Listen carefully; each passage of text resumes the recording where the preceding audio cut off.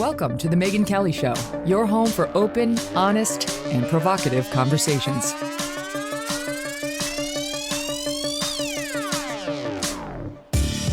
Hey everyone, I'm Megyn Kelly. Welcome to the Megyn Kelly Show on a very busy Monday. We've got a packed show for you today on a variety of stories breaking this afternoon.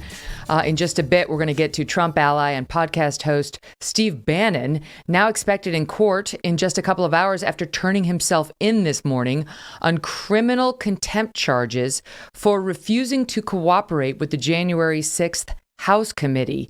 The Washington Post took an incredibly rare step on Friday, correcting and in some instances deleting portions of articles about the Steele Dossier. This is a separate but not totally unrelated story in some ways, in the wake of new information about the now, totally discredited document. Totally discredited.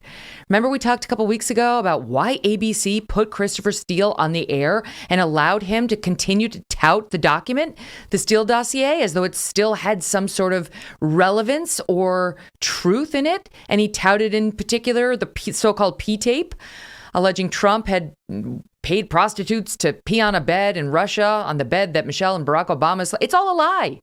It was a lie. It was a lie pushed by people hired by, connected to the Hillary Clinton campaign and the DNC. That's really what happened. So now, bit by bit, some of the media responsible for pushing that story nonstop for 4 years of Trump's presidency are coming to grips with whether they have to admit that they went along with the massive fraud, unquestioning, because they hated Trump so much, they wanted it to be true. So do they, now that they know they were either duped or they were willing participants, do they come clean with their audiences? Or did they try to just skirt by like it didn't happen? What? What Steele Dossier reporting? What Russiagate? Well, we have a really interesting guest today, Erik Wemple of the Washington Post, who's written really tough articles on the media. He is of the left-wing media, but he writes tough articles on both the left and the right wing. So we're looking forward to speaking with him. But we're also going to be joined by Kash Patel. Now, Kash is an attorney. He's a former Trump administration official.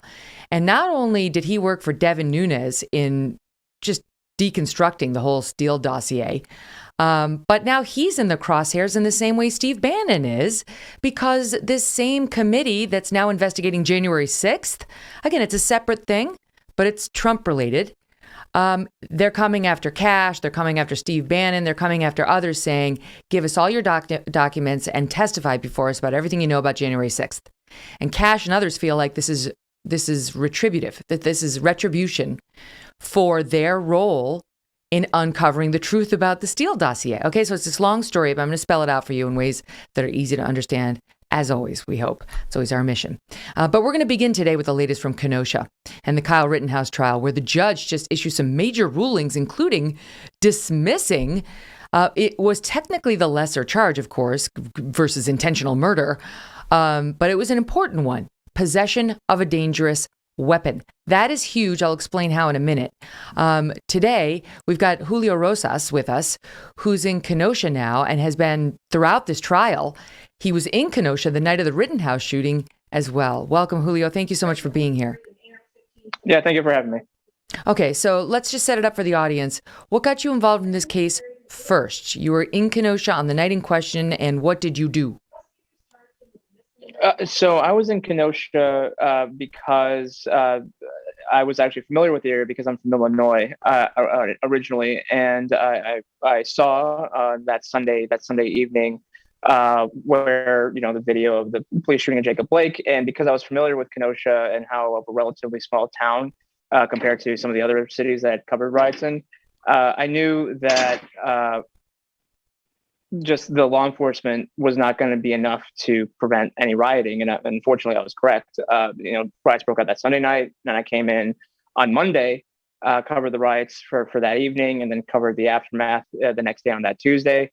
And, again, it was kind of, we were expecting some more riots to happen, and they did. I just want to be clear because the media has described the Rittenhouse shooting as taking place during a protest, which is absolutely not true.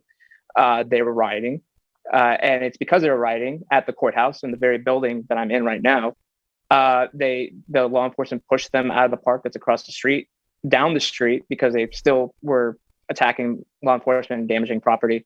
But then they were pushed into the group of armed civilians who had come to protect further businesses from being damaged.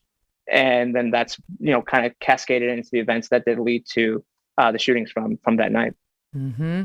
And so your videotapes have become yet another star witness, if you will, in this case, because you captured much of what happened on tape.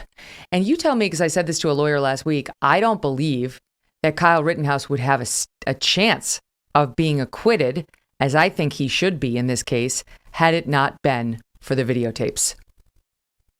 No, absolutely. And it just highlights the kind of the importance of the work that myself and people at the Daily Caller, the Blaze, and some other independent guys were doing, because from the get-go, the media, the mainstream media, were trying to downplay the riots, these very destructive riots that were happening. I mean, I was in Minneapolis at the very start in May, and then it just kind of continued on, and we were going from city to city because that's what our job is, to kind of report in these very hectic situations. And there was no mainstream media outlet out at the scene of the shooting. They were kind of around. CNN, I found out, was actually up here by the courthouse, so that's why they weren't here, because they were doing their live shots outside the building.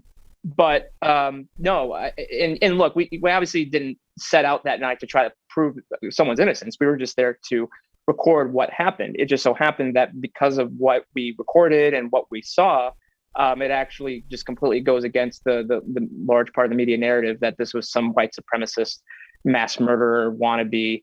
It just didn't make any sense at all with what has been perpetuated in the year, and even what's been perpetuated as the trial's been going on. And I'm sure we'll get into that, but we are just out there because we want to show the American people what is happening in these hectic situations in real time.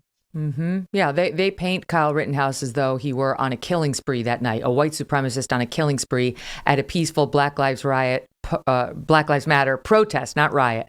And none of that has been proven. Not one piece of that. Nothing about Kyle Rittenhouse being a racist or a white supremacist.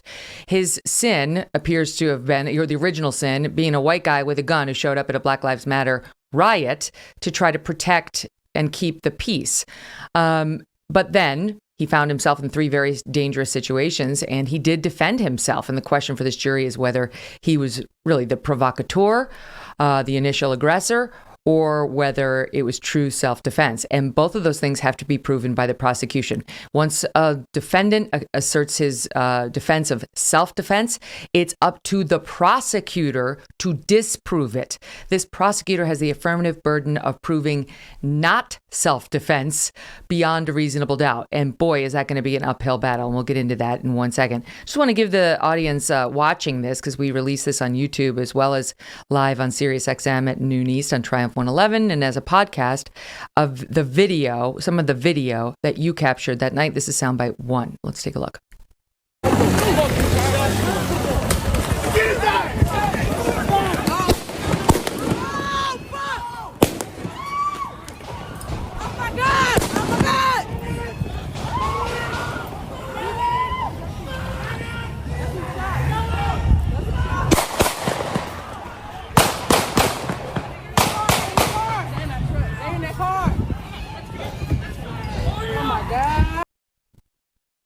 Why don't you tell us, Julio, what was captured there? What are we looking at?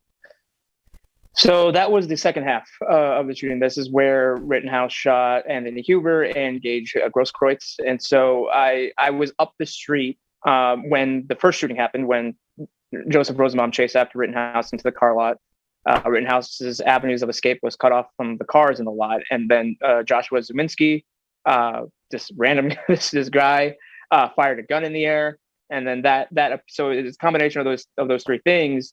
It appears that what changed from Kyle going in from flight mode into fight mode, because as has been proven throughout the trial, Rosenbaum reached for the weapon, and that's when Kyle shot him. And so when those sets of gunshots happened, me being the interesting person that I am, I started to run towards where the shots were coming from. And actually, to my surprise, a lot of other people in the crowd also started to run towards that too. I thought that was kind of interesting. And so we saw this kind of mass movement happening going down the street. Well, and then I saw, who I later found out to be Kyle Rittenhouse, going up the street. And I thought, oh, well, that's weird. Because, everyone else is going one direction and we have this one guy with a rifle going the other way. But then as he was kind of running past me, that's when I heard people, oh, he shot somebody, get him. And so then he was attacked from behind a few times. And that's what appears to cause him to stumble. And so that's when and at that point I was recording the video that you were playing.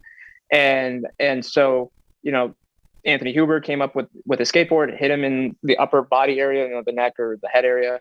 And while also trying to take the gun away, that's when Rittenhouse shot him, and then engaged Grosskreutz. At first had his hands up. And as has been shown in the trial, Rittenhouse did not shoot him until Grosskreutz put his hands down with a gun in it, with his handgun, and advanced towards Kyle while pointing the handgun at his head. We've been over that. But let me ask you, just so you know, my audience has heard all this because we've been going over it frame by frame for a week now. But I want to get to what's happening right now, because the jury's about to get the case. The closing arguments are about to begin. And as I see it, the entire prosecution now comes down to the question of whether Rittenhouse provoked these attacks. I don't think the claim of self-defense has fallen at all on its initial merits. The sort of the test for whether you are using self-defense in this kind of thing is pretty simple. It's, was Rittenhouse the initial physical aggressor? Was he facing an imminent threat? Was he defending against a deadly force? Was his subjective belief in the necessity of force reasonably objective? Could it be sustained? I think the prosecution is going to fail to disprove any of those. I think Kyle Rittenhouse will come out ahead on all of those, and he'll have a colorable claim of self-defense. And then the prosecution's only chance is to say, well, you provoked the whole thing. If he provoked the whole thing, he could lose that right to self-defense, right? You can't go in there. I can't provoke you to attack me just because I want to murder you, right? And then use it as an excuse. But the law also says I can't do something unlawful that is reasonably likely to provoke violence and then play the victim. It does allow me, if violence then ensues, to defend myself if deadly force is used against me. But the linchpin to that second sort of avenue of provocation is, was he behaving unlawfully? What was he doing that was unlawful and likely to provoke violence? And even though the prosecution did not even mention provocation in its opening statements, they seem to have been pinning this on the unlawful weapon that they say he has. That he had a charge against him, that his AR-15 was unlawful in the state of Wisconsin. It was a long gun, and he's under 18. That charge is dismissed. The judge dismissed that this morning. How huge was that? I mean, it's pretty significant because, even still to this day, people still believe, for whatever reason, that Kyle went from Illinois to Wisconsin with the AR-15, but that's not what happened. The AR-15 never left Wisconsin until after the shooting. And so, no, you're absolutely right. And it's funny because at the very start of the trial with the Assistant District Attorney Binger's opening argument, he initially made this claim that, oh, well, actually, it was Rittenhouse who first chased Joseph Rosenbaum. And we have video from this FBI drone that will prove it. And it didn't, number one, and none of their witnesses, as I'm sure you guys have discussed, none that has never been proven that Rittenhouse first chased after Rosenbaum. And so now they're switching it up by saying, well, he provoked them because he pointed his gun at Rosenbaum and the Zeminskis. And even though the prosecution did not bring the Zeminskis to testify to that fact, because it most likely did not happen. And the only evidence that they have for that is this very blurry photo from a different video source, not from the FBI plane, but from a very different video source. And it's very blurry, it's very grainy. And they're saying, well, okay, well, see, that is proving that Rittenhouse first provoked everything by pointing the gun at these people. And it just, I think in my non-legal expert opinion, it just shows that this was just a terrible case for the prosecution from the very start. They completely pinned their whole argument on something else than what they started from. Exactly. It's because they haven't proven that. Now that it's all, I think he's all in on provocation. He's got to go for Kyle Rittenhouse. He provoked the whole thing. This is, what was he doing there? He had an unlawful weapon. Okay, that's gone. He's not going to be able to argue that the unlawful act that was likely to provoke violence was an unlawful weapon because that charge is gone. So now he's going to say, okay, let's take a look at the first killing, Rosenbaum. By the way, that's charged as reckless homicide of Rosenbaum. The intentional murder is the next guy, Huber, the guy who beat Kyle with the skateboard. That's the one they're saying was sort of the most egregious act by Kyle Rittenhouse. But you can see Huber as the initial aggressor on the tape. But they're basically trying to say Kyle Rittenhouse went there. He had the weapon. He engaged in the reckless homicide of Rosenbaum because he was the initial aggressor. He's the one who pointed his gun at somebody near Rosenbaum. Then another person's gun went off, and Kyle Rittenhouse wound up shooting Rosenbaum. And they're saying everything from that point thereafter made Kyle an active shooter in the mind of everyone there. He was the provocateur, and they're trying to sort of label him as the provocateur from that moment forward because he was perceived as this active shooter, and these good Samaritans, Huber and Grosskreutz, were trying to disarm him. First of all, they were not good Samaritans. Can you speak to that? No, they weren't. And it's also interesting because, I mean, I've never seen an active shooter run towards the police because that's what Kyle was doing after he shot Rosenbaum. I mean, right. I looked up the definition, and, the FBI and DHS, they said, they're basically the definition, they're trying to kill as many people as possible. And look, I will tell you, as someone who was there that night, not just Rittenhouse, but, all the individuals that were armed that night, they had plenty of opportunity to just start mowing the crowd down. Right. I mean, the police were up the street. It was just the two groups facing off, and some of the rioters, some of the crowd of rioters, or some of the people in the crowd, did have handguns, did have some weaponry of that type, but they were vastly powered by the rifles and shotguns that the armed civilians had to protect the property. And so it makes that whole argument just makes no sense because, and in fact, actually, there were plenty of times in that night where the armed civilians were trying to de-escalate the situation by pulling people away from the crowd. And in fact, they even moved themselves from the Ultimate gas station, where a lot of the video where you see Rosenbaum, you see Huber getting confrontational with them. They actually went from that gas station to the gas station across the street to try to, just like remove themselves completely. So, I mean, that does not scream active shooter. And also the fact that we have interviews that Daily Caller did and the Blaze did with Kyle, where he's explaining, like, I'm here as a medic, I want to help people who get hurt. And he did, and he testified to the fact that he helped some of the protesters, some of the rioters that got shot with some of the crowd control munitions. How do you make an argument that is clearly someone who just wants to start killing people? Mm-hmm. And then again, as the trial has shown, the only people he shot at, because there was the drum kick guy, so technically he shot at 4 people, but only struck 3, were actively attacking him. Well, the other thing is, I mean, there was a lengthy criminal history. I mean, this is not a justification for shooting them, but the attempt to paint these guys as coming after Kyle Rittenhouse as these like sweet, loving, good Samaritan types, it isn't true. I mean, there was a long criminal history behind the first guy, Rosenbaum, and Huber too had a long list of problems. Grosskreutz, I haven't looked into, but I've read some allegations. The point is, these guys were there, and it appears that they were there for some trouble that night.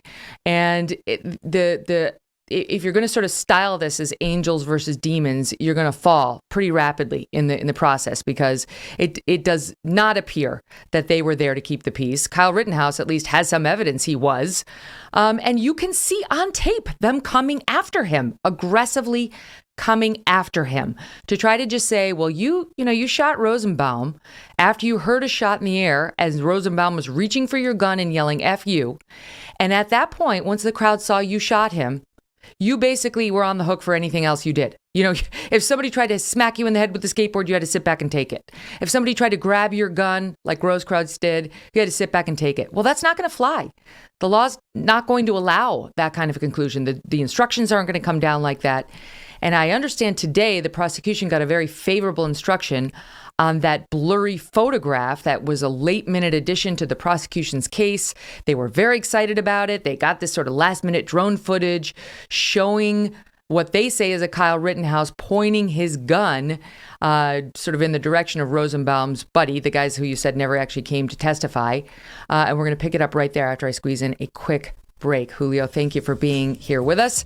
And what happens after the verdict? We got an update on the National Guard and so on. I will talk to Julio about that momentarily. I want to talk to you about Blue Blocks and their amazing blue light blocking glasses. Since getting a pair of these amazing glasses, I've had no more headaches or fatigue when looking at a computer screen like you are now, or watching TV or using my iPhone. I wear them when I'm using digital devices. They've been a game changer for me. They come in non-prescription, prescription, and in reading options. That's nice as we get a little older. And they're made in an optics laboratory that is, in Australia. And has fast shipping to the United States. Unlike that supply chain crisis, you can get these fast. I also wear their Sleep Plus glasses 2 to 3 hours before bed, and I have not slept this well in years. They sort of get your mind and your eyes ready for the lovely night's sleep that's coming. I highly recommend getting a pair for yourself, and you will be amazed at how well you feel after just one use. My favorites are the Aero Sleep Plus glasses, and I also love their Remedy Sleep Mask, which is 100% blackout, which gives me the best night's sleep. Try for yourself. Go to blueblocks.com/MK, and please use the code MK. That helps me and it helps you save 15%. That's BLUBLOX, BLUBLOX.com/MK, and use the code MK to save 15% off.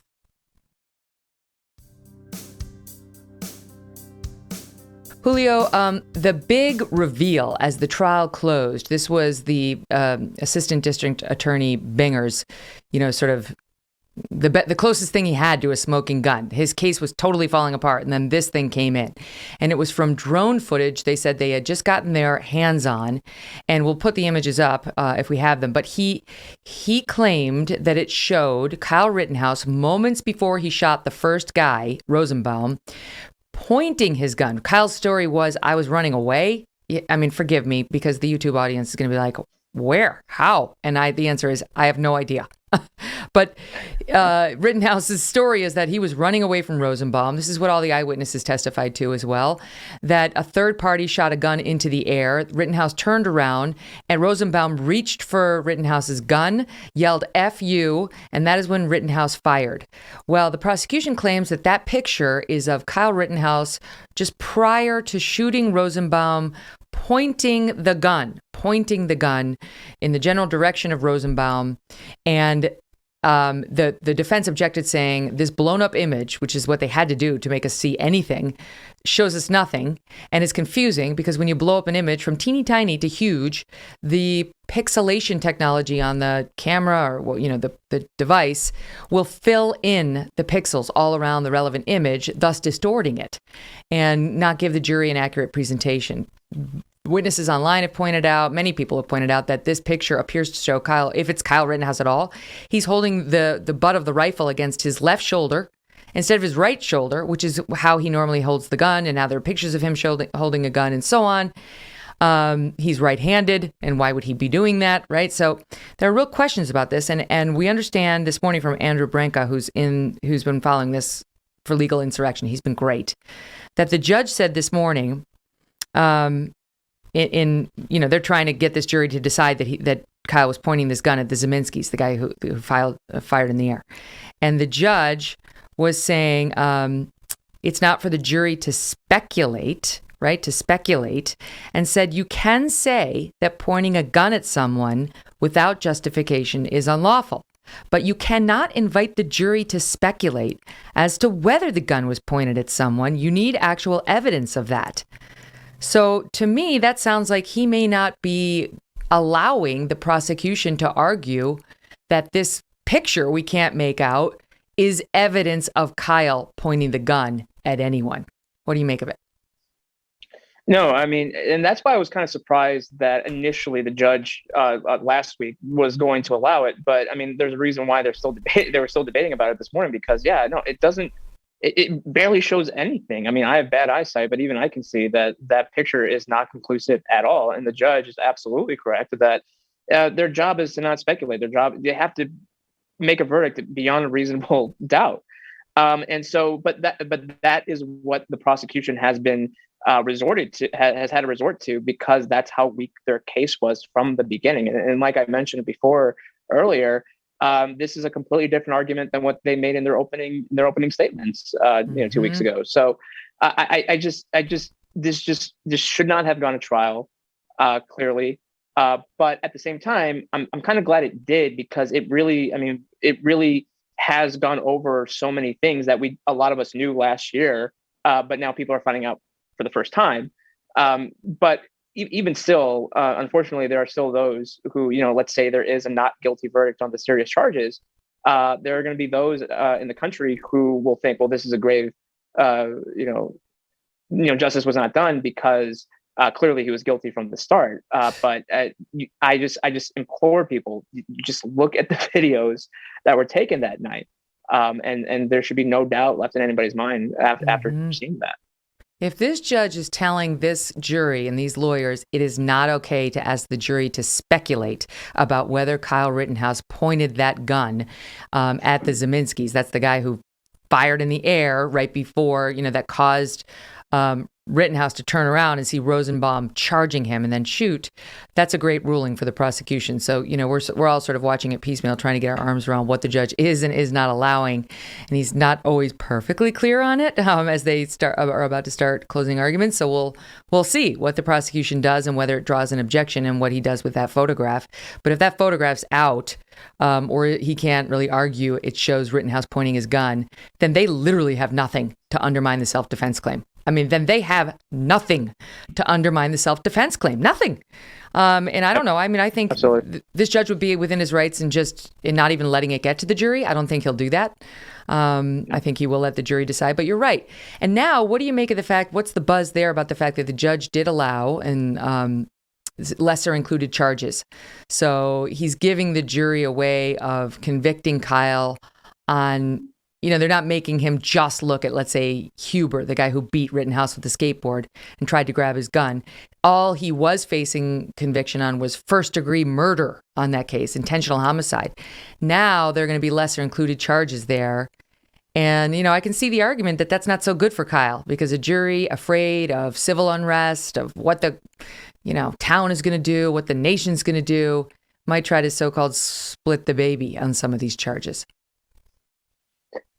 Yeah, I don't, that's not good, because you're absolutely right. In terms of the jury having to worry, because potential jurors at the very start of this, quite a few of them did voice their concern for their safety, for the town's safety. And in fact, one of the potential jurors said that no one wanted to be in the room at that moment. And honestly, who can blame them, right? Because again, this has been so misconstrued and twisted, and people just haven't looked at all the facts, and they've made baseless claims based on not knowing all the facts. And so, no, I think that is something that they could try to do to try to placate the mob. Was like, okay, well, we're not going to go for the serious charges, but we'll throw them a bone or something. And yeah, and Megyn, as I'm sure juries can be a fickle thing. Everything can go right in a trial for you, but ultimately it's what they decide. And I think unfortunately there is concern about that external pressure, because last week the judge revealed that someone was filming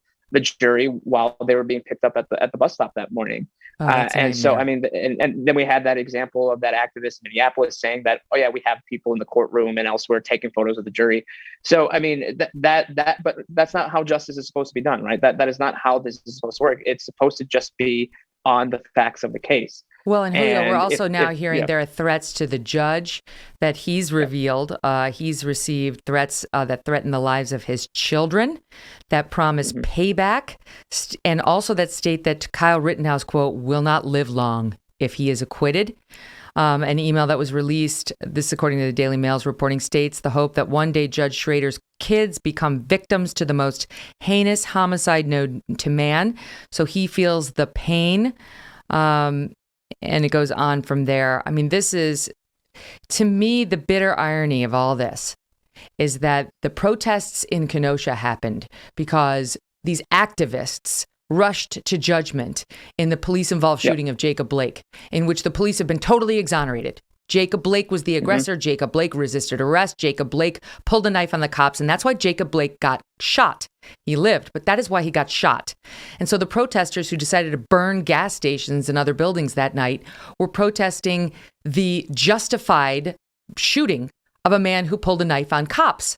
Now Kyle Rittenhouse goes out there, and now he's on trial. The media totally misrepresents that case And now Mhm. we may see rioting if he is exonerated, as I believe he should be, as the evidence suggests he ought to be.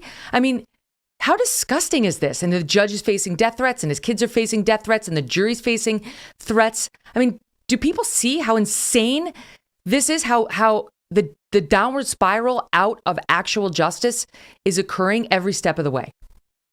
Yeah. I mean, Megyn, to say that, like, the feeling of frustration and aggravation, I mean, doesn't even begin to convey, what I actually feel, because I was here, I saw it and I experienced, much of what happened here in Kenosha.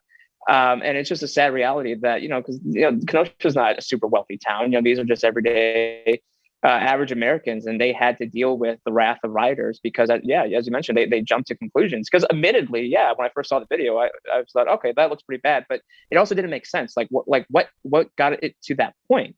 And then, the Kenosha district attorney looked into it, the DOJ looked into it, and they said, well, actually, the officer was shot in self-defense.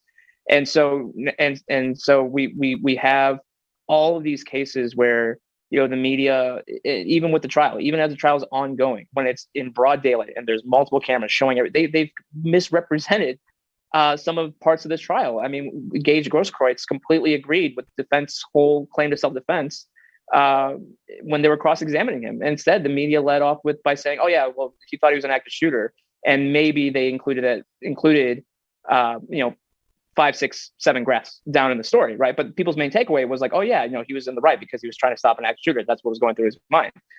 But no, it's very disgusting that this is the environment that we're working in, and a large part of the mainstream media has made things worse. And if Rittenhouse is acquitted, and if there's unrest that follows, that's going to be on them as well, because they have helped fan the flames. And it's just, it shouldn't have to come down to a handful of street reporters such as myself to try to accurately portray what's going on in these chaotic situations. But unfortunately, that's the reality that we're living in. And no one's even claiming, Jose, that no one's claiming that Julio, sorry, forgive me, that the video is inaccurate. Right? No one's claiming that it's fake, it's doctored, right? No, and it's not. I mean, again, we're not out there to try to paint some sort of narrative. We just record the videos, and there's also there's also like a local live streamer who testified that the prosecution brought up that also destroyed the prosecution's case, and so that that's from a quote unquote non-conservative source that further strengthened Rittenhouse's claim to self-defense. Mm-hmm. So no, I mean, in the video, I can speak for myself. My video is not doctored. It's not taken out of context. And it's just, it is what it is. And again, that's why I always tell people, just look at the videos from that night. And there's multiple videos, right? It's not just me. It's not just 2 videos. It's multiple videos. Well, so now let me ask you this, because there's the National Guard's apparently ready for this verdict, and they predict it's going to happen pretty quickly. Who knows? Juries do what they're going to do. Here they've already received the instructions. That's happening today. Then they do the closing arguments. That's supposed to take only about 90 minutes per lawyer. We'll see. And then they're going to retire and start their deliberations. The governor says the National Guard's ready, and that he's authorized 500 Wisconsin National Guard troops to support Kenosha authorities. The sheriff has said we've not yet officially requested the National Guard, but they may. And you tell me, because the governor made an interesting statement. He said, quote, "We continue to be in close contact with our partners at the local level to ensure the state provides support and resources to help keep the Kenosha community and greater area safe. We continue." My feeling when reading this, then he goes on to say, Kenosha community's been strong, resilient, has come together through the incredible difficult times these past 2 years. The healing is still ongoing. I don't know if maybe you're in close contact. Maybe that's a continuation of something. But the continuation of providing support and resources to keep Kenosha community safe, isn't that how this whole mess started? The failure by authorities to keep the peace? I'm not condoning what Kyle Rittenhouse did. I've said publicly, I realize there's a strong camp on the right saying he had every right to be there with his gun and all. I don't see it that way. I'm like a mom, and I don't think a 17-year-old belongs with an AR-15 in these protests trying to keep the peace. The police should have done their job. The governor should have done his job. And when they don't, bad things happen if private citizens try to step in. And this case is a pretty good example of that. However, for him to now say, don't worry, we've come together, we've been keeping the peace. No, you haven't. You have not. You failed in your job. That's really what led to this whole mess.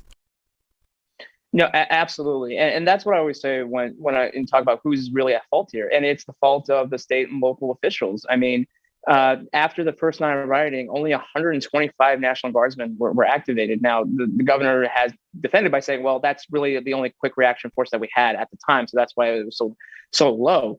But remember, we were in month 3 of riots happening. I mean, this wasn't the first riot that happened in 2020. This was after multiple weeks of unrest throughout the country, pretty destructive. And Minneapolis is not that far from Wisconsin, right? I mean, so they should have had a much better plan in place in case, hey, maybe, Wisconsin, a city in Wisconsin could be the next town where there's massive riots. Mm-hmm. And so they, thankfully, I guess, they've learned from that mistake. But yeah, ultimately, this whole situation is the fault of the state and local authorities, because then, yeah, you're right. When there's a power vacuum, bad things happen. And I can talk to, that happened at the Capitol Hill Autonomous Zone in Seattle as well, on a much, lesser example. But there was no cops around. And so what happened? People were stealing from each other. There was fights all over.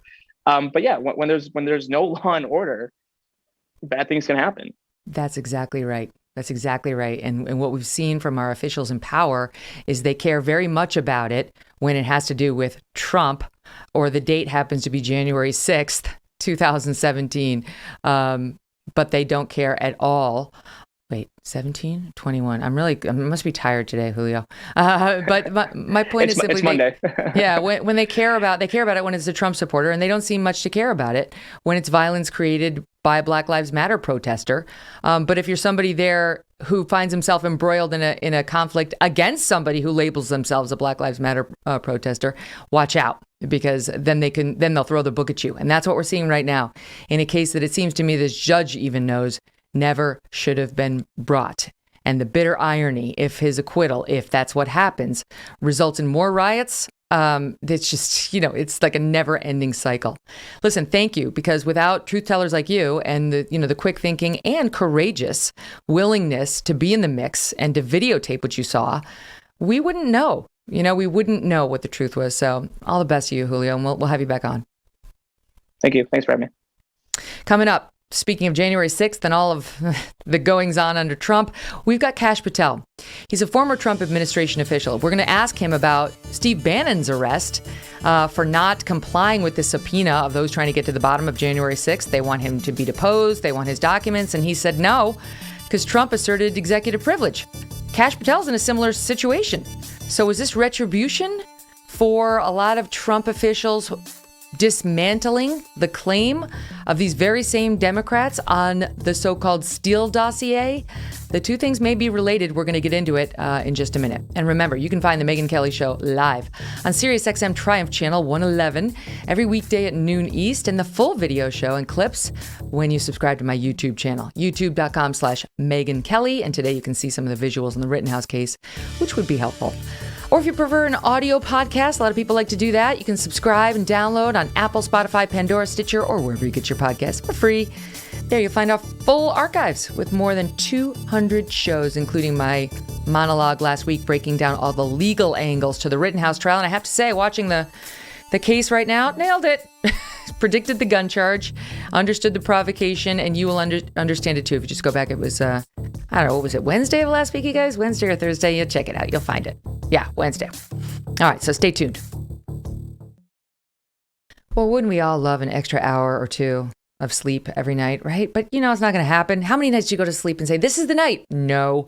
Even now, it's like if you have kids, forget about it. Even when it's the weekend, you can't sleep in. Anyway, I digress. The good news is you and I can still look well rested thanks to Genucel from Chamonix. I've been raving about Genucel from Chamonix because this is the company that utilizes plant stem cell therapy, specifically targeting eye puffiness and bags. Thanks to new technology, Genucel is an incredibly powerful natural serum. You don't want any weird like hives breaking out. The natural serum is important. And with immediate effects, Genucel is guaranteed to show results in as little as 12 hours or your money back. You wake up, you got a big event, you got like a situation down here, you pop it on, you look much better by the evening. Just 12 hours, I'm telling you. And dramatic improvements in 2 weeks. So if you know you got something coming up, get it, use it religiously. A true Chamonix classic, Genucel contains 8 extra ingredients to significantly reduce the appearance of bags and puffiness. Plus, Genucel uses patented plant stem cell technology to improve longevity and brilliant long-term results. From right now through Thanksgiving, you can see the difference yourself with 60% off Genucel's most popular package. 60. That's a great deal. Just go to lovegenucel.com/MK60. That's LOVEGENUCEL.com/MK60 to get 60% off their most popular package. Order right now and express shipping is free. That's lovegenucel.com/MK60. Welcome back to the Megyn Kelly Show. My next guest is involved in not one, but 2 major stories in the headlines right now. Kash Patel is one of the people subpoenaed by the House committee investigating the January 6th riot on Capitol Hill. Well, just a few hours ago, Steve Bannon, a former advisor to former President Trump, turned himself into the FBI for failing to comply with his similar subpoena. So what does Bannon's indictment mean for Kash Patel? We'll ask him. But this is not the first time that Kash has been in the crosshairs of the Democrats. For years, Kash has been relentlessly dismantling their Russiagate narrative. That's why they don't like him. Last week, another indictment relating to the Steele dossier came down, further chipping away at this whole collusion narrative, which was a lie. So will there ever be a reckoning for the lies told to the American people by the Democrats, by the media, and they hold on to them still? Kash Patel is a former Pentagon Chief of Staff and a senior fellow for the National Security and Intelligence at the Center for Renewing America. He's my guest now. Kash, great to meet you. Thanks for coming on. Megyn, thanks so much for having me on. Really looking forward to being with you here. All right, so just to set the stage, and I know that you are like neck deep in all this, but let's do Steele Dossier 101 and assume our guests are not, our audience not as up to speed. You were working for Devin Nunes at the time, and you see the Democrats going nuts with Trump collusion, Steele Dossier, this guy, former spy, he says Trump has a P-tape, and Putin's got compromising material on him, compromat, and Steele is to be trusted. He's this former British spy, and we know he really knows his stuff about Russia, and this is how it was fed to us. And Trump was behind Russia's the leak, the WikiLeaks documents that got the DNC's emails and so on. Trump orchestrated it all, and that his connections with the Russians go back years and years and years. This is my thumbnail sketch of what was in the media back then based on the Steele dossier and others. So you're working for Nunes, and you guys say like, no. No, not really. And just walk us through when you came out with that report with Nunes, basically what your pushback was on the narrative back then. And this is in the midst of it all, when everybody's buying it. Absolutely. So that was one of the best thumbnail sketches of Russiagate I've ever heard. So you should take that on the road. But as a former federal prosecutor, former public defender who tried 60 jury trials to verdict criminal trials, and as a former intelligence officer, before I went over to Devin and led the Russiagate investigation, one of the reasons he brought me over was my background. And he said, how do we take this thing on? And I said, there's a couple ways to do it. One, we got to follow the money. Someone paid for this thing, so we have to use that as avenue A. Avenue B, you have to follow and dismantle the credibility or verify the credibility of the sources being Steele and the likes of Denchenko and all these other folks that have now come to light. And so that's what you have to do when you piece together this thing called a FISA warrant. And all that is fancy speak for a search warrant that goes to a different court because it has different collection capabilities. The standard of proof is still the same, probable cause. And what you have to do is say, hey, do these people that Steele used, and is Steele himself credible? Does he have any biases? And who paid for it? Where did the money come from? Did it come from his opponents? Did it come from his supporters? And was the FBI and DOJ at fault for any of the information? Did they fail to disclose evidence of innocence? and some of these biases and credibility. So those were the— And just to jump in. So because it's like, hey, Christopher Steele needs to get paid. He's not doing this out of the goodness of his heart. So let's find out who paid him. And secondly, who did he give the information to? Well, FBI, DOJ, they, like reporters, are supposed to be super skeptical when somebody comes to them. And especially if they might, in a case like Christopher Steele, have reason to believe that the person bringing it to them has deep ties to a candidate running for president who hates the other candidate running for president, about whom the negative information is, right? So it's like red flags everywhere. You're sitting in front of a red flag right now. It happens to be our American red flag. This is the old-fashioned red flag that a reporter, the DOJ, the FBI should have had all over them saying, holy shit, this is a hit job. It's a hit job by Hillary on Clinton, on Trump, move on. But boy, did they go another direction. Yeah, look, they just didn't want that narrative to be true. And Devin and I had an agreement. Whatever we found, we were going to put out. We didn't know what we were going to find back then.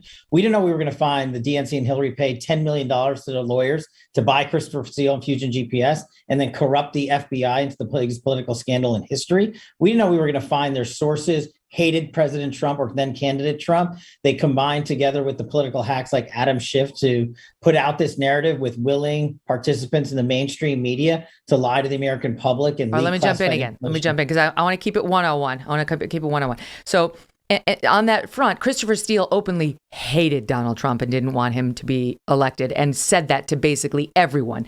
The FBI knew that. The DOJ knew that. But they went in to get this FISA court warrant, this sort of secret court that gives you warrants on somebody that you need to spy on as, our intelligence services, because they might be bad and you can't really notify them. If you think it's an actual bad guy, you don't want to give him a heads up. You're going to bug his house. They got a FISA court warrant on Carter Page saying he was with the Trump campaign. He was at the heart of this relationship with Russia, all this stuff. And they didn't disclose any of Christopher Steele's multiple conflicts of interest, his connection with the Clintons, or that basically they already had reason to believe the entire Steele document was a load of crap. They'd already been warned and they didn't disclose any of it. Therefore, they got their warrant and we were off to the races on the whole Trump investigation. So now years later, now the whole thing's collapsed. We know Christopher Steele has no credibility. I mean, we know it. Objective people know it. I'm not some Trump sycophant. I'm telling you, it's bullshit. So we know it, but the mainstream media keeps putting him on TV, celebrating the guy, and yet there's little John Durham. And explain for the audience who John Durham is. Yeah, absolutely. So after our Russiagate investigation, the Attorney General appointed a special counsel. What's a special counsel? It's a lawyer who's charged with leading a high-profile investigation that can't be run within the Department of Justice itself. John Durham comes online, career federal prosecutor, comes in and investigates Trump-Russia collusion narrative, and also investigates the investigators, the people in the FBI and DOJ, like Comey, McCabe, Strzok, Lisa Page, who helped perpetuate this fraud, not just the Christopher Steele's and Fusion GPS of the world, but he's looking at everything. And fast forward to today, he's now issued 3 indictments, which I think speak to the entire Russia collusion narrative. One against the FBI lawyer. He caught an FBI lawyer lying to a federal court to get the FISA warrant on Carter Page. 2, he got Sussman in an indictment. Sussman, the lead Democratic lawyer who was paid all that money that we talked about. He's been indicted to the FBI for helping perpetuate the Russia collusion narrative based connected on to Hillary's campaign. Mm-hmm. And 3, the Denchenko indictment. Why is that important? That's important because basically he was Christopher Steele's main source. The guy that Steele said, I've got all this great Russian information from this Russian who now comes out and says, I never gave any information to Christopher Steele. And oh, by the way, he's now charged by Don Durham for committing a felony. Yeah. Okay. So nobody's heard the name Igor Denchenko, but he's pleaded not guilty to having lied to the FBI. That's what he's being charged with, having lied to the FBI, not so much like having lied to Christopher Steele or sort of being part of this collusion in the first place to come up with a phony narrative, but having lied to the FBI about it. So explain exactly why this further undermines the Christopher Steele dossier. Sure. Basically, look, Steele says he wrote his dossier based on all this subsource network that he had based in Russia, even though Christopher Steele himself, hadn't been to Russia in almost 20 years. The main source of the dossier, the book against Trump, was this guy, Igor Denchenko.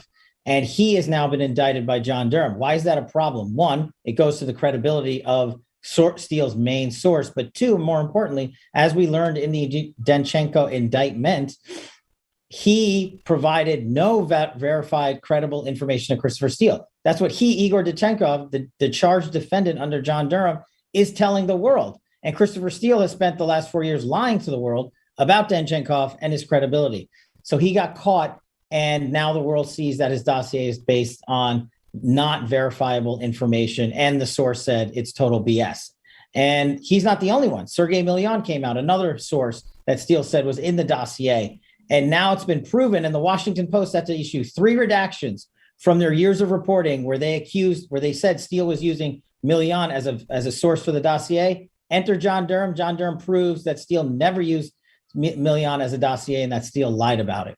So it's another big credibility problem. Now, John Durham seems to be alleging that Denchenko also lied in saying that he got some of this information from this guy named Sergei Milyan, and claiming that some guy named Charles Dolan, who's a Clinton crony, didn't provide anything to him. And what Durham seems to be saying is Sergei Milyan wasn't your source. It was this Clinton crony named Charles Dolan. You were totally connected to the Clintons, and you lied to everybody about it. And I've heard 2 camps on this, Kash. You tell me. I've heard some say, Durham's saying he lied to the FBI about his sources, and one camp saying, well, the poor FBI, they were duped. And the other camp saying, oh, please. Oh, please. The FBI knew. You can lie to somebody who already knows the answer and still get charged. Let me pause. I'll just pause it there because we have a hard break that we always have to hit at 12:55:45. So I'll leave the audience hanging on that exciting question, whether it's known, and it was known by the FBI, that it was a Clinton crony behind this entire thing or not, when we come back with Kash Patel. And we'll ask him about the Bannon arrest and what's Kash going to do, because he's facing a similar subpoena in just a couple of minutes. Don't go away. Exciting day here on the Megyn Kelly Show. I'm starting to wake up. From the first moment I sat in my ex chair, my body said, thank you, sister. This is what a real office chair is supposed to feel like. I never actually look forward to sitting in my office until I actually got my ex chair. Who does? You don't look forward to sitting in your office. But if you have a nice, lovely chair that massages you, warms you up, heats you, or cools you down, depending on your mood, then you look forward to it. And that's what X chair is going to do for you. Can your current office chair heat you up or cool you down or massage you? Well, my X chair can. It's all in the LMX massage and temperature regulation, exclusively designed and made for X chair. Yes, you can't get it anywhere else. And once you feel the customized support of X Chair's patented dynamic variable lumbar or DVL support, your back will never be happy in any other chair again. High performance, quality engineering, and extreme comfort. Those are just some of the reasons I love my X Chair. Now I can't wait to be at work. And sometimes even if I'm not working, I sit in my X Chair just to get that special feeling, if you know what I'm saying. Take my advice and try X Chair for yourself, risk-free for 30 days. Once you realize how much better your chair should be treating you, you will never go back to that lame old dining room chair you pulled over or dumbass chair you bought online at one of the big box stores that never promised to massage you. Go to XChairMK now. xchairmk.com. That's the letter X, chairmk.com, or you can just call 844-4XChair for $100 off your order.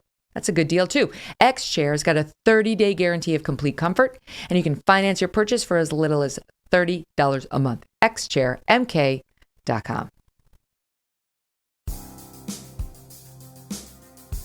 He was right in the heart of debunking this whole Russiagate narrative and the phony Steele dossier when it was coming down, and was big time targeted by the Democrats. They called him all sorts of terrible names, and the press, by the way, too, for not just at the time, but for months and years thereafter. They've tried to demonize you, Kash.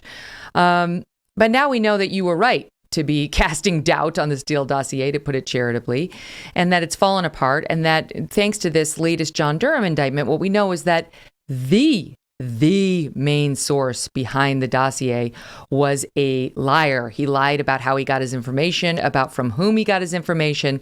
And it seems like the Clinton crony, Charles Dolan, was very much involved in spoon feeding this guy bad information that would hurt Trump. So why haven't we seen more of that in the media? I wonder. But let's start, before we get to this guy, Charles Dolan, the Clinton crony, with whether the FBI, like the guy in the casino in Casablanca, was shocked that there were lies being told, right? There's gambling here. I mean, that's kind of what John Durham is saying, right? This guy lied. This Igor Denchenko lied to the FBI about his sources, and the poor FBI, was duped.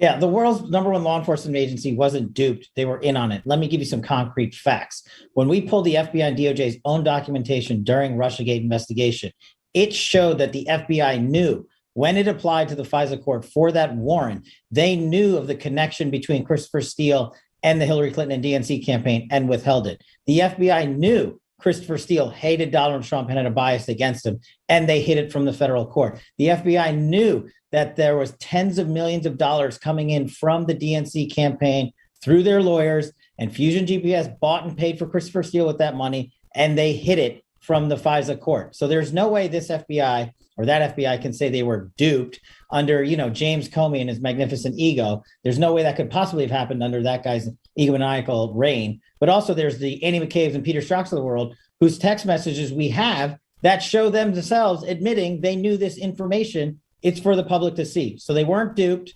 They were in on it, which is why it's so terrifying that the FBI and DOJ can be hijacked by one political party to be used against an enemy. 100%. This, if you haven't been paying attention, listen, I went into this whole thing. I was like, not a particularly huge Trump fan, but I was still objective about him in trying to assess what he's actually done and what he hasn't done.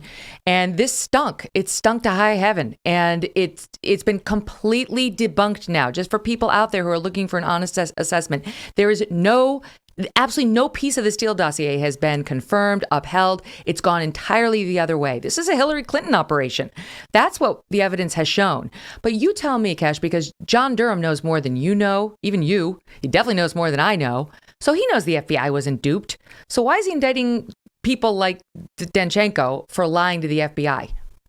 Well, so what John Durham has done is transition the whole Russiagate hoax. So we got to stop calling it that and call it what John Durham has validated it to be. It's an organized criminal enterprise. Yes, it's a mob-style conspiracy that was issued by James Comey and his acolytes. And that's what John Durham's working. When I was putting together federal prosecutions, you start on the bottom of the pyramid and you get the guys you can get for process crimes who are going to flip up and don't want to go to jail. And that's why I think all roads do lead to Deputy Director Andy McCabe. You can't just indict him right away. You have to build those building blocks. What gives me confidence in John Durham is the Charlie Dolans of the world. Look, we issued 20 congressional subpoenas to obtain documentation related to the FBI's FISA warrant application and Christopher Steele. Rod Rosenstein and Christopher Wray withheld 35 to 40% of those documents. Myself nor Devin Nunes had never heard of Charles Dolan until last week.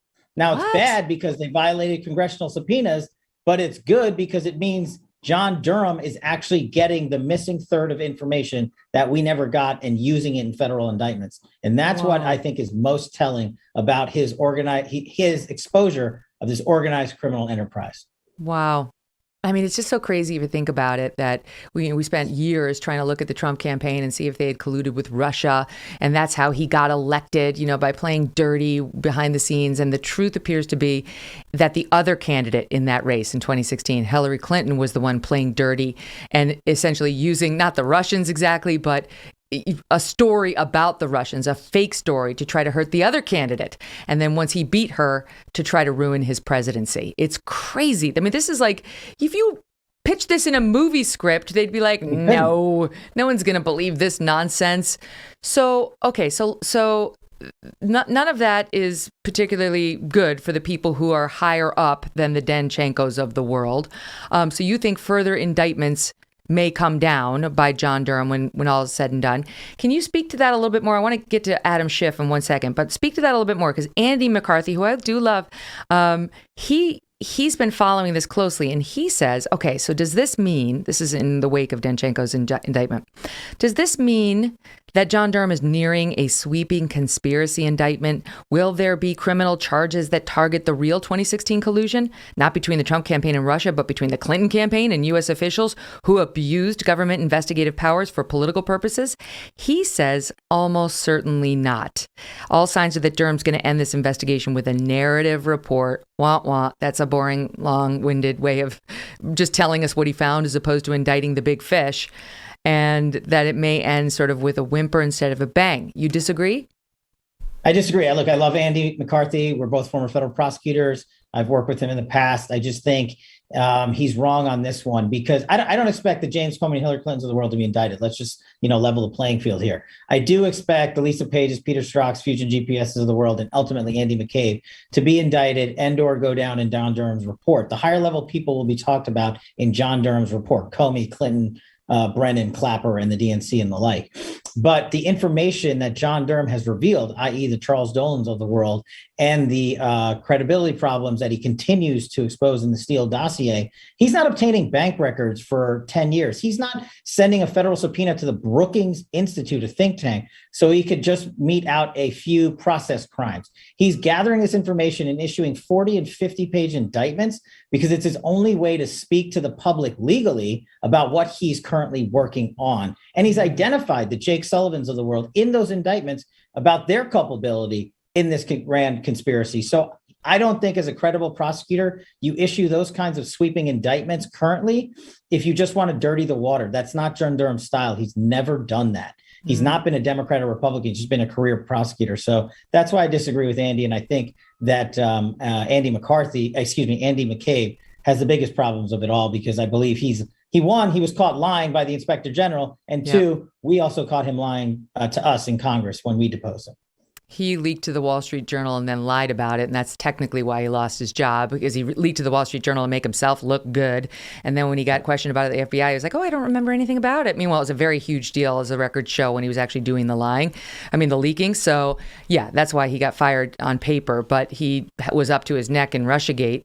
And all the people you just mentioned are FBI people, right? Peter Strzok and Lisa, whatever. All those people you just mentioned, they're the ones who are the lovers who were texting Lisa Page and all of them. So those people, if those people go down. But I also heard you talking on a podcast recently about Fiona Hill. And can you just put some meat on those bones? Because speaking of Brookings Institution, that's where she came from. And it's sort of a left of center think tank. And I heard, I think it was maybe Andy Stell describing that as sort of the Democrats' State Department in waiting. When they're out of power, that's where all their would-be State Department people are working, like Fiona Hill. But she worked for the Trump administration. And so what do you think, why do you think she may get the wrath of John Durham in this whole thing? Great question. So Fiona Hill orchestrated the Ukraine impeachment fiasco while she was in the National Security Council under Trump. Why is she important? Do you know who used to work for Fiona Hill? Igor Danchenko. She was Fiona Hill's research assistant. Oh, boy. Also, do you know who introduced Christopher Steele to Igor Danchenko? Fiona Hill. Do you know who introduced Igor Danchenko to Charles Dolan? Fiona Hill. Do you know who testified under oath to the world during the Ukraine impeachment fiasco that she, and I'm paraphrasing, had no idea what Christopher Steele was doing or how those guys compiled that dossier? I think she has problems with lying to Congress under oath for making that statement after we have now proven, or Durham has now proven, she made those introductions. She works at the Brookings Institute, and the Brookings Institute was subpoenaed by John Durham in the spring of this year. It's no coincidences. There are no coincidences in federal indictments. It just keeps spiraling upward to bigger and better known names. And I see your point. It's going to stop eventually. There's not going to be the Comey indictment or the Clinton indictment. But the same newspapers that reported with such zeal that Trump and everyone around him may have been conspiring with Russia ought to be reporting things like this, right? Yeah. Like who's caught in this net and who actually misled, knowingly or otherwise, or cooperated with the FBI to mislead. That's a big story, and we should see more people openly covering it. Or let's spend a minute on Adam Schiff, because boy, oh boy, I mean, if there's like one person who pushed Russiagate more than any other, you tell me, it's Adam Schiff, is it not? He's the worst. He's the biggest liar, I think, in the history of Congress. Okay, so just to give the audience a flavor, this is soundbite number 7. Here is what he was saying all along about the Steele dossier and his case against Trump when it comes to Russiagate and collusion. Listen. So there's clear evidence on the issue of collusion, and this adds to that body of evidence. There's ample evidence of collusion in plain sight, and that is true. Have Democrats found any evidence of collusion? Yes, we have. You can see evidence in plain sight on the issue of collusion, pretty compelling evidence. And there is significant evidence of collusion. There is ample evidence, and indeed there is, of collusion of people in the Trump campaign with the Russians. I think there's plenty of evidence of collusion or conspiracy. All of this is evidence of collusion. There is significant evidence of collusion between the campaign and Russia. Wow. All right. You get the flavor. You get the flavor. You lived it. But let me just add to that, because he recently went on The View, and there was a conservative, former Trump official, I think, on set with him who pressed him, and watch what happened. But you may have helped spread Russian disinformation yourself for years by promoting this. I think that's what Republicans and what people who entrusted you as the Intel Committee chair are so confused about your culpability in all of this. Well, I completely disagree with your premise. It's one thing to say allegations should be investigated, and they were.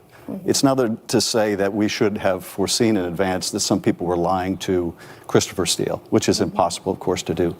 But let's not use that as a smokescreen to somehow shield Donald Trump's culpability for inviting Russia to help him in the election, which they did, for trying to coerce Ukraine into helping him in the next election, which he did, into inciting an insurrection, which he did.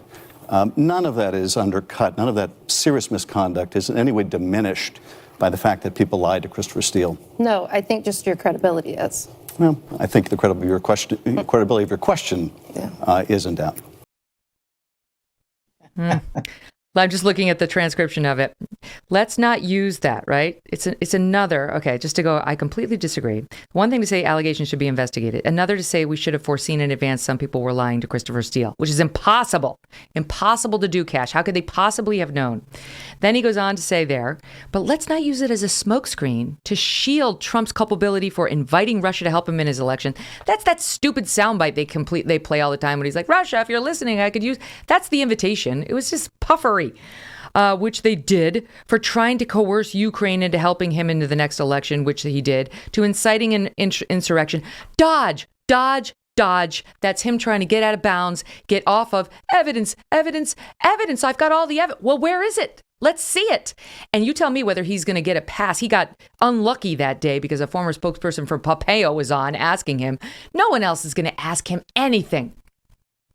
No, he's never going to. He hasn't gotten asked a hard question in the past. And he won't get asked a hard question in the future because he doesn't take them. He doesn't come on shows with credibility like yours. And look, the mainstream media is as big a culprit in this entire Russiagate criminal enterprise as is Adam Schiff, who lied to the American public. And they now know it, which is good enough for me that he lied for 4 years about Russiagate evidence. But the mainstream media is the one I'm taking on now by suing Politico, CNN, New York Times for defamation. I've got $150 million in lawsuits going against them based on their reporting of Russiagate and me. And I'm also helping others at fightwithkash.com with a K raise money around the country to clear their names, because that's the only way we're going to get some credibility back is by restoring the bankrupt media, the mainstream media, to report truthfully and without bias. And that's what we're doing at fightwithkash.com. You can check us out. I encourage you guys to follow us and help us out where you can. It's worth doing, and we need more Megyn Kellys of the world and way less Adam Schiffs.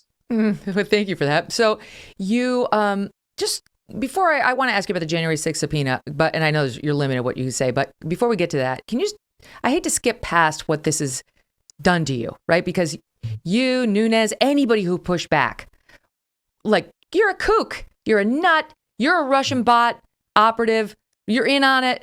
And for, years, you and others like you, I've heard the stories, like neighbors turned on you, friendships were lost, pilloried in every article in the media. Just walk me through some of what that was like for you personally. Well, look, as a guy, a lifelong, hockey player, federal prosecutor, public defender, you could sort of take it, right? But what matters is that your family has to read those things. I was called a genocidal dictator, Megyn. That's pretty ironic and gut-wrenching for the son of a father who escaped an actual genocidal dictator in Uganda and fled to America and lived the American dream. But Adam Schiff didn't care about any of that. And then there's the defamatory conduct, right? Let's put aside that they went after Devin Nunes' 90-year-old grandmother. How about the straight up lies to the American public and the world just to excoriate us, just to lessen our fact-based findings? So it's one thing that we could take it. It's another that our families had to live it. But the other thing that drove me to fightwithkash.com is because of it. We have to have a course correction, and we're fighting for it, and we're raising funds for it. So I encourage you guys to check it out. We're not taking a knee. We're going across the country to every state. That's why we're having Erik Wemple on of the Washington Post, because he's been calling out his own industry, saying this is BS what you guys have done. All right, let's talk for a minute about January 6th and all the subpoenas that are being sent out to people like Steve Bannon. I know you got one too, and here's the deal. Donald Trump is the person who holds the privilege, the executive privilege. And the courts have been pretty clear. You don't lose it just because you're the former president, not the sitting president. And Joe Biden has said, give it up, give everything. And Trump's over there saying, hold, slow your roll. I have an objection. And that's playing out right now in the courts. We don't have a final ruling. The Supreme Court will probably have the final say. In the meantime, witnesses like you are in placed in a tough place, because it's like comply with the subpoena, or comply with your former boss's orders not to hand over the stuff. And I know you and some others have been trying to come to an agreement with these guys, trying to seek so much. Steve Bannon basically just gave the big middle finger, said, go pound sand. And now he's been arrested. Now he's been indicted. So let me just ask you for your reaction on what happened to Steve today. Yeah, look, Steve has always done things Steve's way. And I think everybody knew he was going to do this way. It wasn't a surprise to anyone. And I think he's fighting for not just executive privilege, but for his own personal rights under serving in the Trump administration and thereafter. As for me, look, I have no problems calling it what it is. The January 6th committee has issued vendetta subpoenas. They didn't call me or my lawyers or email me. We've all run congressional investigations. There's a proper way to do it, and there's a political way to do it. They just went straight to the subpoena and said, you know what this is going to do? Kash is going to have to come off mission and spend $150,000 on lawyers. That's why I believe they did it. I got nothing to hide on January 6th. I will tell the American people the truth all day long on January 6th, especially the DOD's involvement. We acted with great vigor and speed, and I was proud of the men and women in uniform that we employed and deployed on that day. And I've got no problems telling them that. But they don't want to hear the facts. They want to hear the politics so they can drive that into the midterm election. And they want me to spend $150,000, which is why I'm asking everybody to help me out too at Fight with Kash. So you think this is payback for your pushback, reporting, and actual report on their fake Russia stories? Yeah, you know who one of the lead people on the committee is? Adam Schiff. You know who sits next to him? His peanut butter sidekick, Eric Swalwell. These two guys, I ran Russiagate against them. We use the facts, they use politics. They're using politics again to exact vendetta subpoenas, because that's how petty they are. They don't care about serving the mission like we did. They think the mission exists to serve them and their egos. And that's just the difference between us and them all day long. So can I ask you, if the Supreme Court ultimately denies Donald Trump's privilege claim, and it can't go any higher than that, will you comply with the subpoena? Yeah, I'll follow the law. I got no problem following the law. My lawyers are on it. They're talking to the committee. I'll follow the law today, tomorrow, next week, next year, whenever it comes to it. Who is the peanut butter and who is the jelly exactly between Schiff and Swalwell? I'm not sure. Maybe one's just like creamy peanut butter, the other one's chunky, and they don't deserve jelly. Chunky. Oh, that does give a mental image, doesn't it? Kash, a pleasure. Thank you so much for being here. Thanks, Megyn. Love to be with you. All right. Coming up, Erik Wemple on the disastrous media coverage of the Steele dossier and what corrections may be coming next and ought to be. A closer look into the unraveling of the Steele dossier would not be complete without looking at the role legacy newspapers, CNN, MSNBC, and many in the mainstream, NBC, ABC, and so on, played in pushing the narrative night after night. My next guest is working to hold the media accountable, including his own newspaper. Joining me now, Erik Wemple, a media critic for The Washington Post. Erik, thank you so much for being here so I can speak to this firsthand. You hit everybody. I've been hit by you. Left has been hit by you. Right has been hit by you. And I will say you call them like you see them, even if it's at your own newspaper. So let's do the same thing with you that I did with Kash Patel and assume that the audience has not been following this anywhere near as closely as you have. And give me the broad brush overview on what you think the media did wrong in covering this story. First of all, thanks for having me. I'm happy to do that. Okay, so Christopher Steele started putting together these memos that formed a dossier. There are about 17 memos. He started putting them together in like June of 2016. This was financed by the Democratic National Committee and by the Clinton campaign through an intermediary, which was Fusion GPS and Glenn Simpson. This was a longtime longtime journalist who became a researcher, founded his own firm. And so they proceeded and they put these dossiers together. And over the course of just several months, they came up with these remarkable revelations about Trump and Russia. And they were shrouded from public view until after the election. BuzzFeed published all of these allegations in January 2017. But just before the election, David Korn of Mother Jones reported about the existence of this document, and he abridged it a little bit and said it contained these allegations about Trump and Russia, and that it was put together by this very credible former British intelligence officer, Christopher Steele, who was indeed the person who compiled the dossier. So it didn't, I don't think, have a huge impact on the election so much. But once BuzzFeed published it, it was out there in the open, and then it was fair game. And that's where I sort of come in and discuss how CNN, MSNBC, the McClatchy newspaper chain, and a lot of different pundits really added a lot of credibility to this thing. They constantly hyped it, and any little thing they could glom onto, they did, and they made it sound far more credible than it was. And then in the Mueller report sort of was a blow to its credibility, but not a mortal blow. And then the Justice Department Inspector General in December of 2019 just blew the thing out of the water. Said the FBI had found that this document was either based on publicly available reports, was inaccurate, or was unconfirmed. And so it's three baskets, all of which pretty much amount to a lot of garbage. So that's what happened. And, I have named the organizations that were really front and center in pushing this thing. I think the two worst offenders in terms of, volume is MSNBC and CNN. But the McClatchy newspaper chain buttressed one key allegation in the dossier, and that was Michael Cohen having allegedly visited Prague to meet with Kremlin representatives for some collusive purpose. That hasn't ever panned out.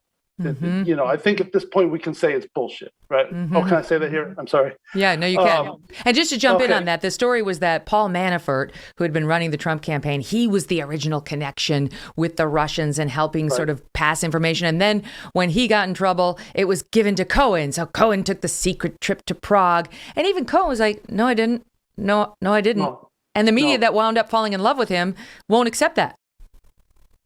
Right, exactly, because now Michael Cohen later, flipped on Trump, and so he still says that he didn't visit Prague, and everybody's saying, well, if Michael Cohen flipped on the president and he has nothing more to hide, why would he hide his trip to Prague, right? Right. Why would that be the one lane he didn't feel comfortable impeaching Trump on?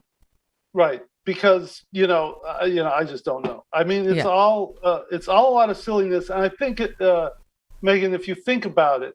If you put together the greatest investigative reporters who have ever existed, Bob Woodward, 10 or 15 or 20, you sent them to Russia in June of 2016, it would take them years to come up with 1/4 of what Steele alleged over the course of several weeks. So it was absurd on its face. There were all these extravagant allegations, namely, they said that the Russians had intercepts of Hillary Clinton when she was over there. It's like, they didn't even talk about the emails. They had some other exotic form of intercepted communications that they claimed to have had. So anyway, and of course, then there's the P tape. What do you think this was? A function of, especially back in 16, but I mean, equally in 20, the media hated Trump, definitely wanted Trump to lose, wanted to believe. When you get into the place as a reporter of wanting to believe it's true, gosh, you have to be so careful about checking yourself over and over again, which is even harder when all the press around you is jumping on the story, advancing it, getting leaks from the FBI, the DOJ, people who you would normally find credible. And it's very hard to go back to the newsroom and say, now wait, what do we actually know? What are the reasons to doubt? What does the confirmation look like? And it just seems like it just wasn't done. It wasn't done, but I would say as a caveat that there were many newspapers that didn't jump in with both feet. New York Times is one of them. A couple of the other networks, the ones that I named are really the main culprits. And when you talk about, wanting to believe, in my own, and I know that involves something of an unlawyerly speculation, and I think that's fair. You know, when you watch media coverage, you can sort of at some point divine some degree of motivation. The way I see it is that really showed up to me the strongest on Rachel Maddow's show. Because on her show, she really seemed like she was wanting this thing to be true. And she kept going back at it and saying, ooh, looks, you know, every time there was some little bit of positive, correlation with reported facts and the dossier, she's like, this is lining up. She did a special report about it, I think it was late in 2017, and she's talked about Christopher Steele's deep cover sources inside Russia. Cover. And as we found out later, basically Christopher Steele and this other guy, they basically had nothing. Like this was a research guy who had worked at the Brookings Institution. This was no deep cover operation. It wasn't even close. But, it struck me that she was really, really hoping that this was going to come true. She seemed to fancy herself a modern day Woodward. She was going to be the one to get the leaks, to bring him down and show. And this is what our team pulled something, just a little sample of Rachel Maddow on this story. This is soundbite number 10. Take a listen. Russia, Vladimir Putin, Russia hates Russia, Putin, Russia, Moscow, Russian, pro-Russian, the Russians, Moscow,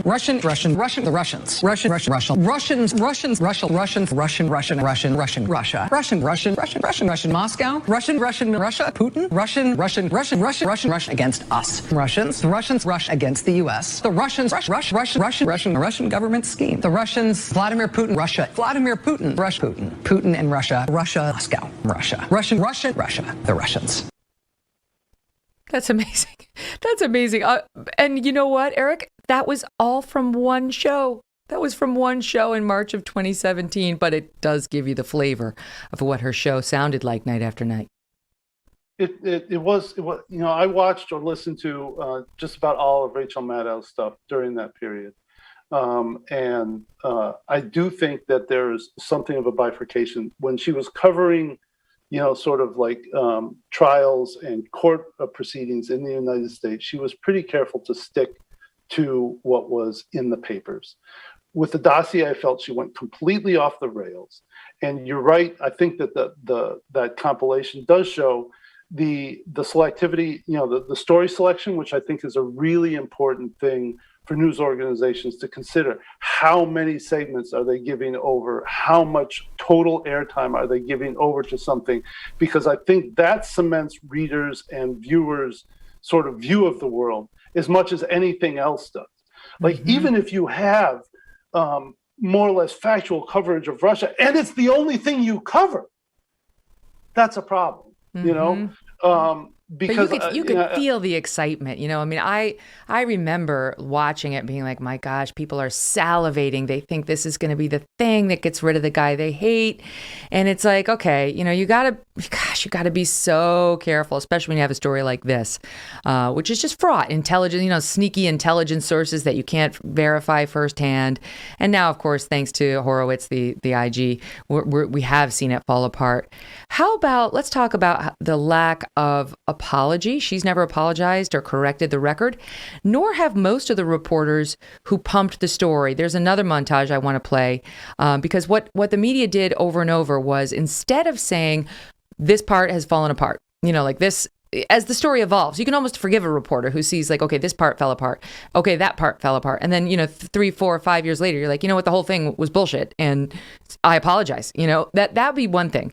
But when things got sketchy, and when it became clear we should not be trusting this source, or this piece of this is nonsense. Trump has not, for the past 8 years prior to running for president, been colluding with the Russians with a back channel computer and so on.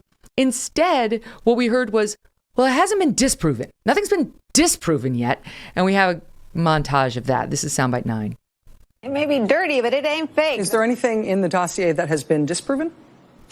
No, I guess the short answer to the question. Has anything been soundly disproven about the Steele dossier? And I would agree with Jim Clapper. I haven't seen anything. Because a lot of these facts have not been disproven. It's not been corroborated, but it hasn't been disproven either. The dossier, in fact, is far from bogus. The dossier is far from bogus. This portion of the dossier hasn't been publicly proven or definitively disproven, but obviously, were it proven true, it would pretty definitively established extremely involved levels of collusion. I'm still waiting for the innocent narrative to come out. Some elements of the dossier have been verified, but none so far have been publicly disproven. To date, none of it has been disproven, and whole big parts of it are holding up. The dossier holds up well.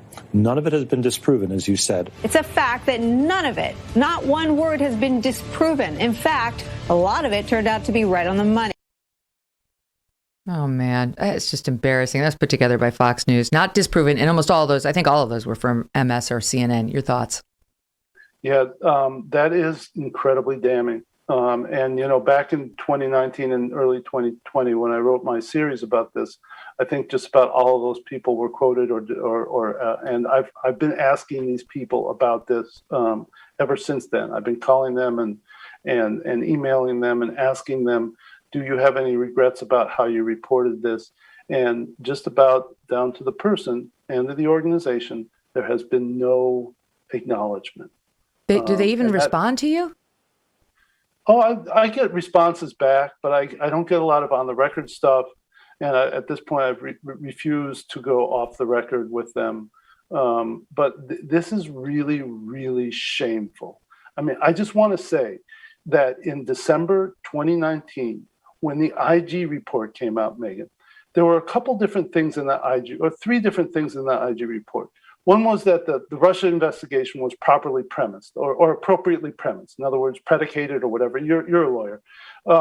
Another thing was that the FBI had screwed up the FISAs because they relied on the dossier. But the third one, and I felt it was maybe even the biggest one there, was that the dossier was total garbage. But the dossier was not worth the paper it was written on. And so I checked, this is what made me so mad. And well, it really riled me up because I went and looked at all the coverage of the Horowitz report. And almost down to the single organization, no one was emphasizing the collapse of the dossier. And I said, oh my God, these are all the same people who had been hyping the dossier. And now they're not turning around and saying, guess we were wrong. So that's why I did the series to begin with, because I felt there's never, ever been the reckoning. McClatchy to this day stands by its reporting on Michael Cohen. And the thing about that compilation that you just ran is that when you say something hasn't been disproven, that could apply to any conspiracy theory that floats in the ether. It has ever floated in the ether. Hasn't been disproven that Bill Gates put a chip in the vaccine. We're like, come on. Exactly. Don't be ridiculous. Exactly. UFOs. Right. UFOs. What? Pick Pizzagate. But that's real. Stop that. UFOs. Don't get me started. We did a whole show on it. Yeah, okay. Sorry. But you know what I'm saying, right? That doesn't, logically, that doesn't serve as buttressing an argument, right? That it hasn't been disproven, because it could be so far out there that it will never be disproven. And that's never been the reporting standard anyway. When do you ever say, like, somebody gave me a tip? Great. Has it been disproven? No. Run with it. That's not the standard for reporting. It's absurd. It's absurd that they ever, look, I think you can say that for like a week, right? Maybe a week or two, but we're 5 years in. Yeah. We're 5 years in. So once you have an inspector general report, I mean, it's time to face the music and be honest about the fact that you were wrong. You got the story wrong. And so now that actually didn't do it for a lot of outlets. That wasn't the come to Jesus moment. But now the John Durham investigation goes on. Yeah. And now he's on Indictment 3. And we just had Kash Patel sort of walking us through that. And so now the latest indictment basically really puts the lie to some very specific reporting that outlets did. Washington Post is one of them. They have issued a correction because this guy Denchenko has basically been accused explicitly of not basing his reporting, quote unquote, his sourcing, his reports on this guy Sergei Milan. That wasn't his source. His source was this Clinton crony, this other guy. And they were working together to come together with this nonsense, and they gave it to Steele. And so the specific reports saying Sergei Milan was the source for the Steele dossier, you can't leave those up there. You just can't. So you tell me, because it sounds like the Washington Post has issued a correction on at least that piece of it.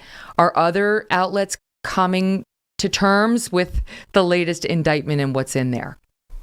So the three main ones that I reported on were the Post and the Wall Street Journal and ABC.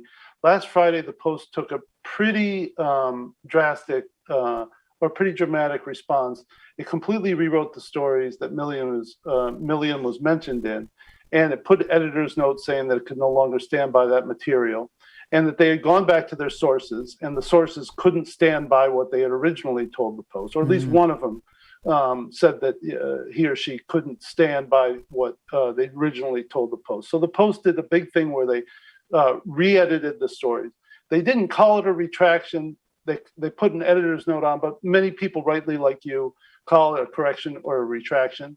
I thought a retraction was in order, but I think that the hygiene there is overall pretty good, pretty sound.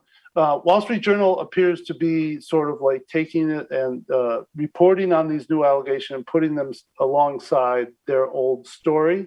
To me, that doesn't work because, quite frankly, the Wall Street Journal based its original story on like one anonymous source, and then on the other hand, you have an indictment which uses the strength of federal, evidence gathering,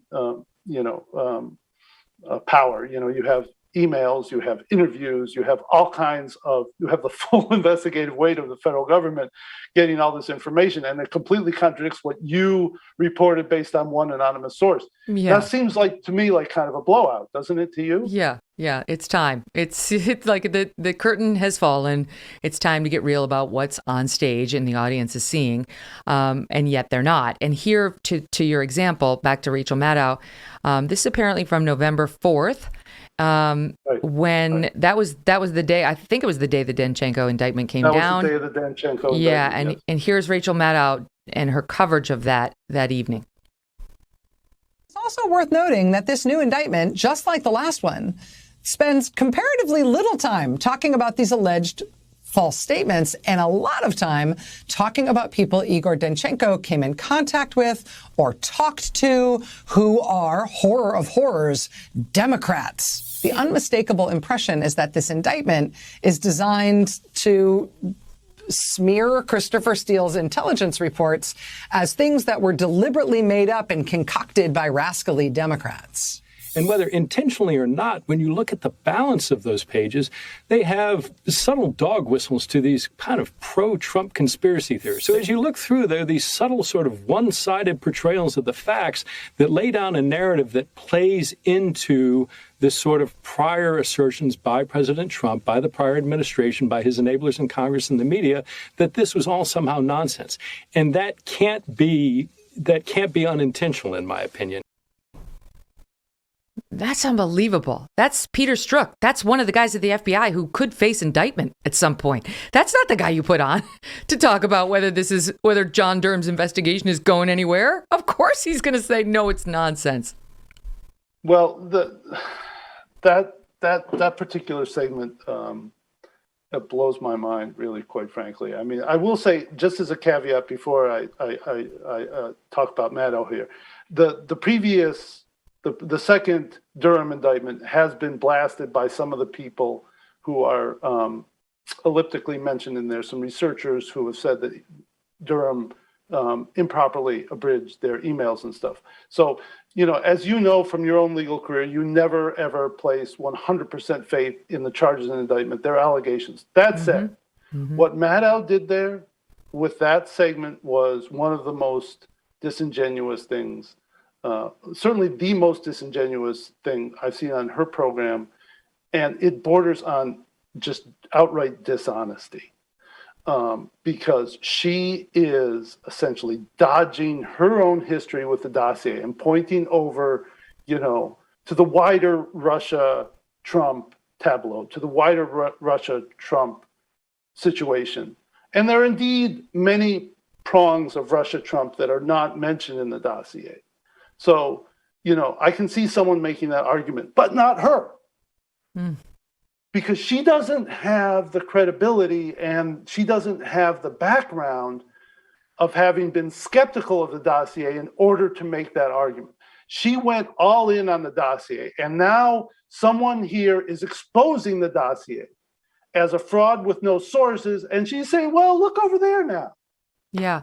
And she's saying, what they're really complaining about is that the source, Christopher Steele's main source, this Denchenko, they're really upset that he was cavorting with Democrats. It's like, well, no, what he's saying is that Denchenko, the main source for the dossier, was colluding with, for lack of a better term, this guy, Charles Dolan, who was a Clinton crony, which is very relevant. That's very relevant when it comes to sourcing and credibility and whether this was anything anybody should have placed any stock in whatsoever.